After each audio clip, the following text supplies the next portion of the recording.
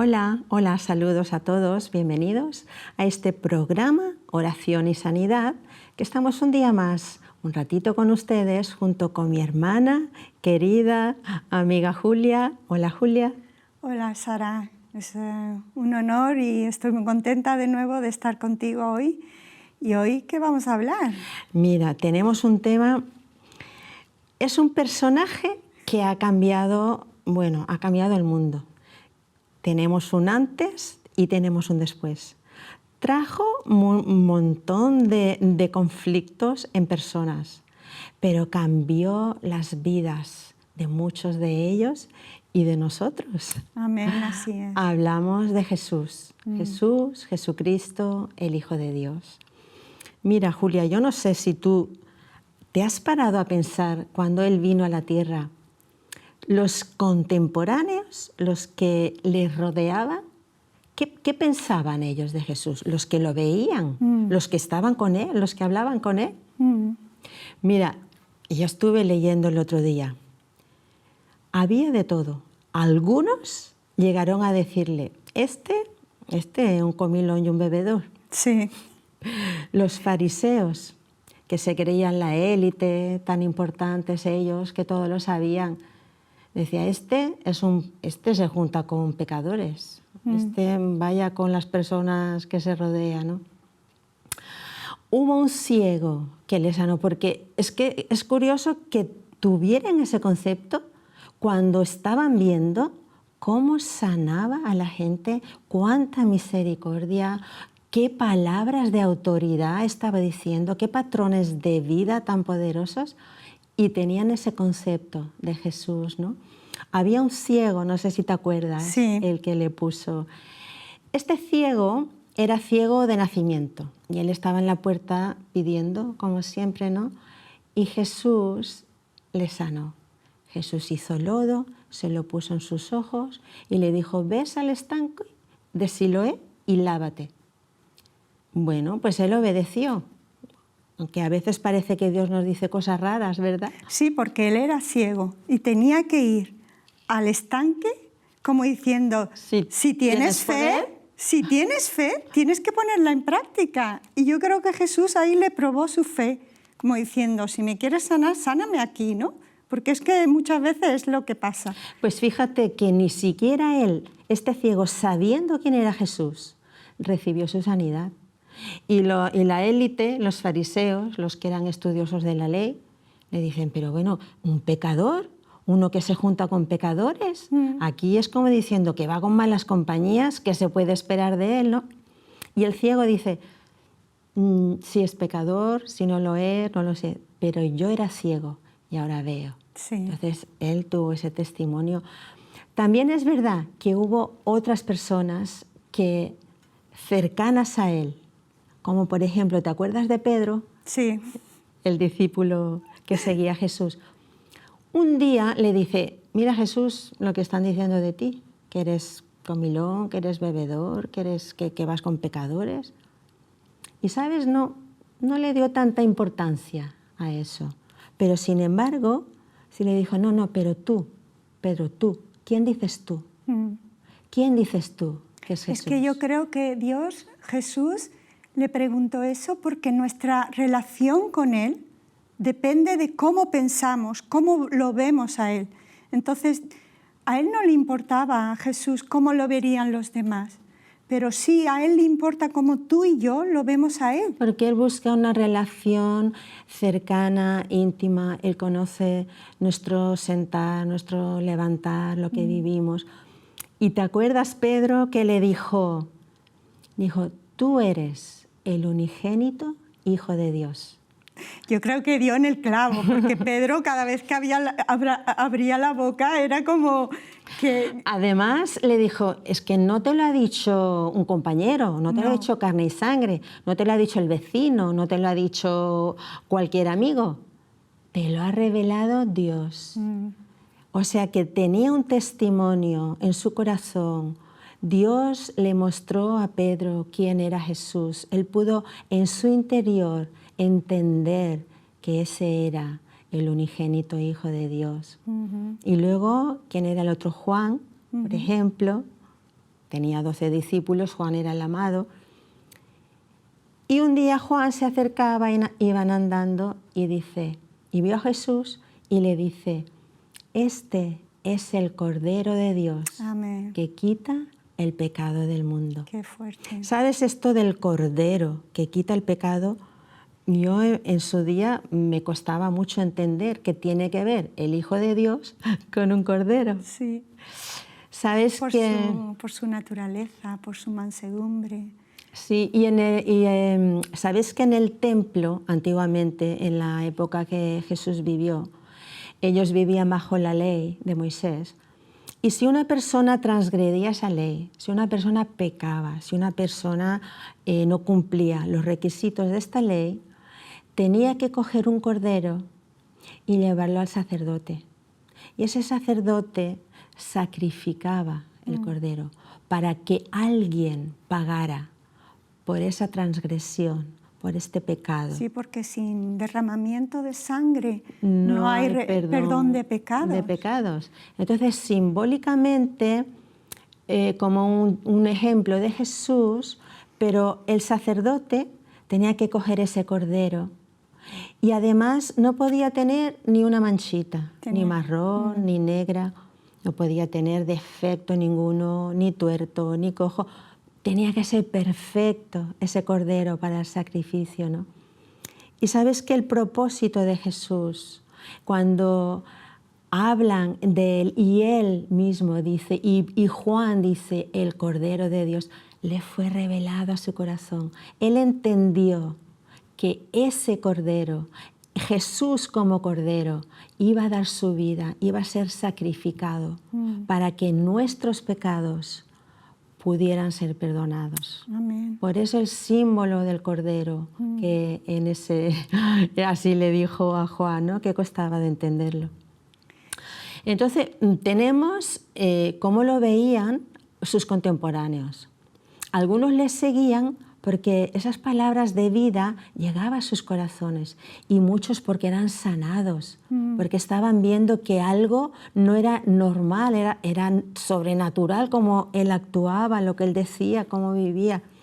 Y unos le seguían porque él era el Cordero de Dios y notaban que había algo en Jesús, ¿no? Entonces, había distintas opiniones. Hemos dicho, estaban los que decían que era un comilón, que era un bebedor, los que le siguen porque recibían, porque sabían que había algo bueno en él. Están sus discípulos, ¿verdad? Que los discípulos tenían testimonio real en su corazón de quién era Jesús. ¿Y qué decía Jesús de sí mismo? Porque claro, lo que dicen los demás tenía que ser un poco lo que cada uno pensaba. Yeah. Pero él, ¿con qué autoridad, qué dijo que era él? Tú sabes, ¿no? Él dijo que era el enviado, que él era el Hijo de Dios, y eso fue revolucionario, porque se hacía si tú eres hijo de alguien, te haces equitativamente igual a esa persona de la que tú dices que eres, ¿no? Él dijo también que era manso y humilde. Correcto, correcto. Él dijo que ese era su carácter. ¿Tú te imaginas que nosotros fuéramos Dios? ¿Cómo vendríamos nosotros a la tierra? Yo creo que vendría como una majestuosa persona, pero él vino a un pesebre. Él se hizo, y después él podría haber obligado a todo el mundo que lo reconociera como Dios. Así es. Él podría haber estado flotando por encima de Jerusalén después de su resurrección para que todo el mundo viera, él es Dios. Sin embargo, Sara, él no se apareció a nadie que no creyera en él. Jesús necesita que el que se acerca a él crea que él es Dios, que crea que él está ahí. Sin fe es imposible agradar a Dios. Yo creo que las personas lo notaban, ¿verdad? Lo que él emanaba, lo que él emitía. ¿Te acuerdas de la mujer en el pozo? Sí. Que le pidió agua. De beber. Él fue, estaba cansado del camino y fue y llegó la samaritana. Y Jesús le dice, dame de beber. ¿Te acuerdas? Y ella dice, ¿cómo? tú que eres samaritano me vas a pedir Tú a que eres mí. judío. Perdón, tú que eres a mí. judío me vas a pedir Y a una mí. mujer. Sí. ¿Verdad? Y Jesús le dice, si supieras quién te pide agua, serías tú la que me lo pidas a mí. le dice, pues no tienes con qué sacarlo, el pozo es hondo, ¿verdad? Tenían sus cubos, sus cosas. Entonces le dijo, ve, llama a tu marido. Qué fuerte. ¿Verdad? Yo creo que quizás Jesús fue allí porque sabía que iba a estar ella. Sí. Y le dice, no tengo marido. Dice, No. bien has dicho. Porque 5 tenías y el que tienes ahora no es tu no marido. es tu marido. Wow, claro, cómo se tuvo que quedar ella, ¿no? ¿Verdad? ¿Te imaginas? Sí. Y el Señor, y Jesús le dijo, bien has dicho. Bien has dicho. Dice, entonces, no, Jesús le dijo, llama a tu marido. Y le dijo, 5 has tenido y el que ahora no es tu marido. Dice, tú eres profeta, ¿tú cómo puedes saber, sí. ¿no? Todo eso. Y dice, pues en este monte adorábamos y nosotros esperamos al Mesías. O sea, ella, a pesar de todo, en su corazón, dice, yo soy el que el hablo Mesías. contigo. Wow. Él se declaró a sí mismo el Mesías, Amén. el Redentor, el Libertador. Estaba hablando cara a cara con ella. Ella entendió, ella recibió esa presencia cuando Dios le dijo, yo soy el Mesías. ¿Qué autoridad tenía que tener? Wow. Y vemos también en el Antiguo Testamento cómo Jesús cumple todas esas profecías de la venida del Mesías. En Isaías 7 dice que una virgen concebirá y llamará su nombre Emmanuel, Dios con nosotros. Y también en Isaías 53 habla de el sacrificio de ese cordero en la cruz. Y en Isaías 61 dice que Él vino a quebrantar a sanar a los quebrantados de corazón. O sea, ese Mesías lo estaban esperando en Jerusalén que se manifestara. Y cuando estaba allí, ninguno lo reconoció. Es increíble. Es lo que decíamos, y encima los que más sabían, los intérpretes de la ley, los más importantes, fueron los peores, porque sí. al ciego le dice, pero lo has sanado en un día de reposo, has quebrantado las normas, ¿no? ¿Cómo te atreves encima? Sí.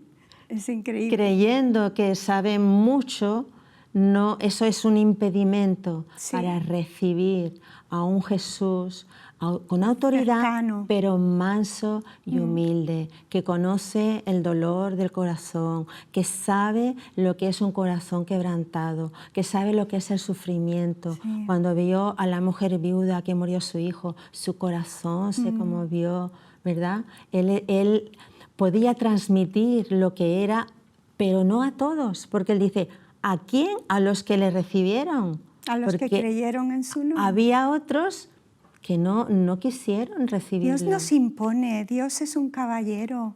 Él quiere tener una relación personal con nosotros, pero solamente si lo buscamos con deseo, si tenemos anhelo de encontrarlo.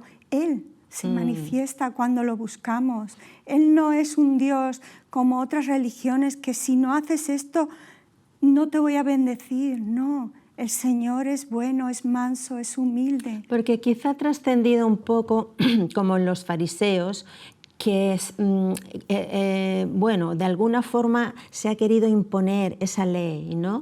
Como que Dios es una serie de tienes que hacer y si no te va a castigar. De alguna forma ha trascendido pues, por religiones que, dependiendo, religión católica, etcétera, otras religiones. Y entonces, claro, yo no sé tú, pero como de pequeña, si haces esto mal, Dios te va a castigar. Es que tenemos el Antiguo Testamento donde hablas de según tu comportamiento vas a tener consecuencias. Y en el Nuevo Testamento vemos como otro pacto, y es que Jesús cumplió toda la ley, toda la ley. Entonces ya no se trata tanto de cómo acercarnos a Dios por nuestras buenas obras, que son buenas hacerlas, pero Jesús cumplió lo que nosotros no podíamos cumplir. El Cordero perfecto, sin mancha, el santo, el justo, el verdadero, el Rey de Reyes. Él dejó el trono, dejó el cielo y tomó forma de hombre, tomó forma de carne. Qué tremendo nacer de una mujer, siendo Dios, 100% hombre y 100% Dios. Y tomar ese lugar, porque mira, hasta ahora hemos visto un poco quién es Jesús para los contemporáneos, para los discípulos, lo que decía él de sí mismo, pero ¿quién es Jesús para el Padre? Porque tú te imaginas, Julia, que tú eres madre, yo soy madre, que tuviéramos que dar un hijo por personas malvadas, por personas pecadoras. Increíble. Es que no me entra en la mente, es que no me entra. Un hijo que tú lo quieres con locura, que lo has tenido, que lo has criado y que hasta que te mueras será tu hijo y lo seguirás queriendo. Entregar a tu hijo amado por los pecadores, el Cordero Santo y perfecto. Y Dios permitió que un hombre viniera y derramara su sangre y ya no tener y ser como un sustituto de esos animales, como tú decías antes, ese cordero que fue llevado al sacerdote y tenían que inmolarlo. Dios permitió que Jesús tomara ese lugar de ese animal para no solo quitarnos el pecado a nosotros, sino a todo el mundo. Lo que pasa es que no saben, no conocen a Jesús. Estamos hablando de quién es Jesús, la persona más importante de toda la historia. Siempre decimos, esto fue en el año 1500, antes de Jesús, o 2000 años después de Jesús. Jesús marcó un antes y un después en la historia de la humanidad. Pero hoy queremos que tú conozcas a un Jesús cercano, que tú puedas llegar a conocer quién es realmente Jesús. ¿Quién es? Como le dijo, como le preguntó a Pedro, no, lo que digan, ¿no? Los que no le recibían, los fariseos, los apóstoles, los discípulos, pero tú, personalmente, ¿quién es Jesús para ti? Tanto Julia como yo, en su día, en su momento, sí pudimos pararnos, ¿verdad, Julia? Sí. Y en nuestra intimidad y en nuestra necesidad y en nuestra desesperación viene ese clamor, ¿no? Yo me acuerdo que me encerré en mi cuarto y aunque me habían hablado y enseñado, pues si ves una serie de ritos, de normas que tienes que cumplir para poder entrar al cielo, como que nunca llegas a conocer a ese Dios verdadero. Y yo me encerré en mi cuarto y le dije, Jesús, si tú eres real, ven a mi vida. Yo necesito tener una relación personal, íntima contigo. Si tú me conoces, tú sabes lo que me conviene. Limpia, perdona mi vida. Y ¿qué viene después? Algo, es un cambio, es un antes y un después. Sí, yo igual, Sara, yo puedo decir que estoy aquí sentada gracias a Jesús. Yo no sé dónde estaría o si estaría viva o no, pero Él cambió mi vida totalmente. Él me sacó de un pozo de oscuridad, de desesperación, de depresión. No tenía ganas de vivir y Él vino justo en el momento.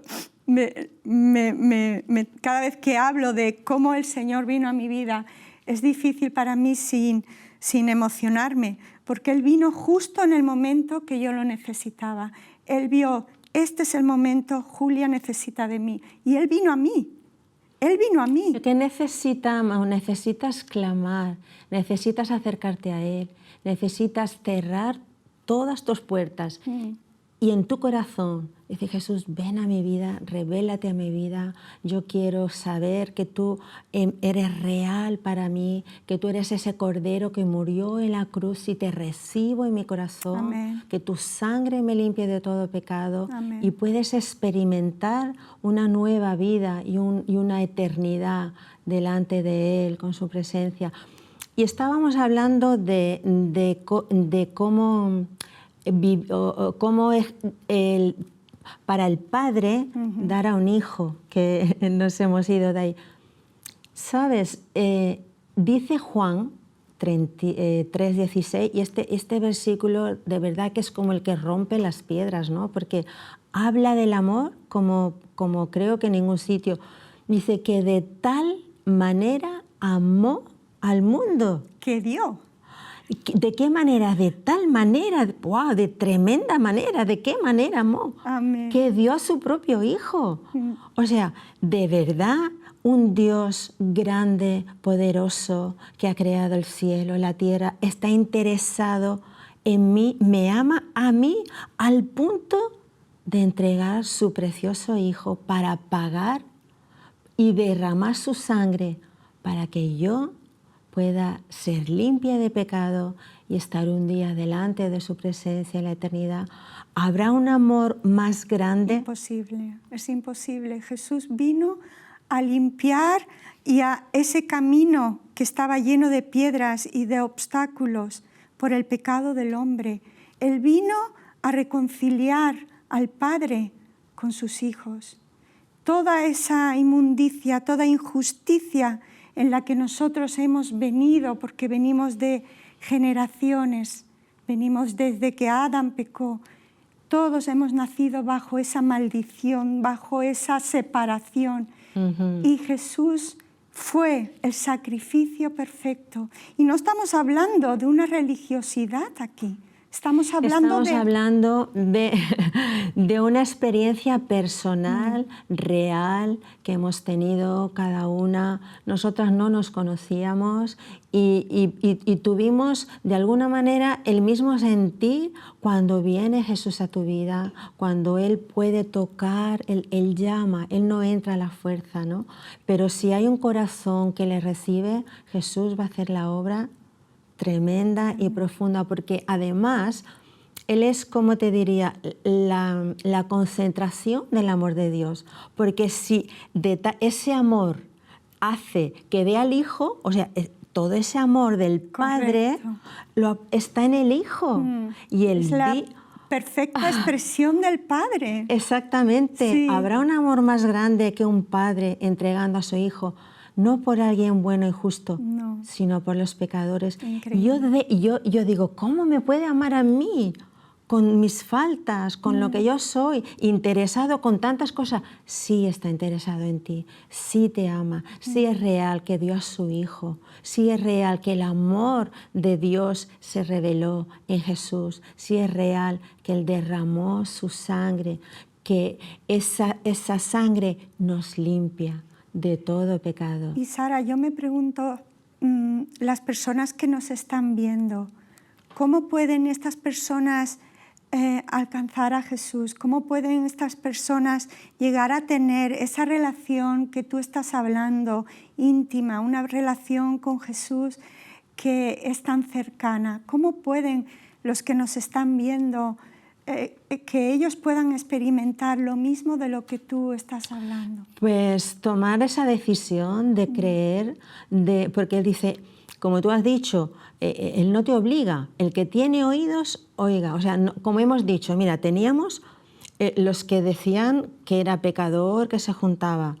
Tenemos lo que decían sus propios discípulos, tenemos lo que decía Jesús de sí mismo, lo que dice el Padre de Jesús. Pero ¿y tú?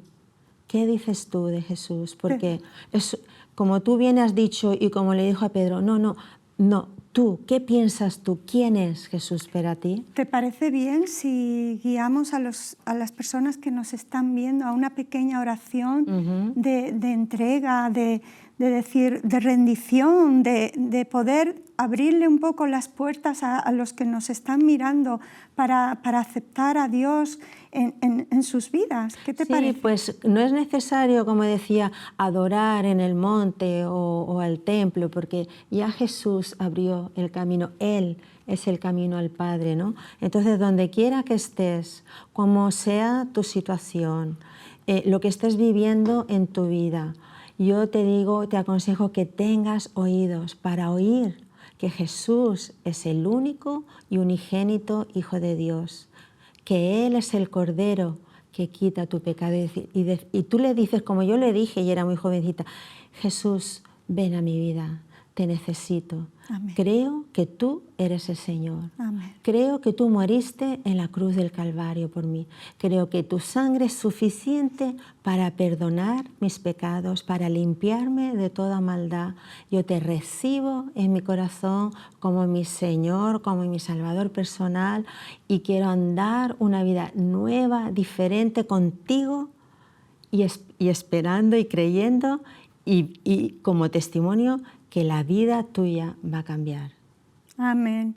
Y si lo dices de corazón, no tienes que ir ni siquiera a una iglesia, en tu propio ambiente, en tu propia habitación.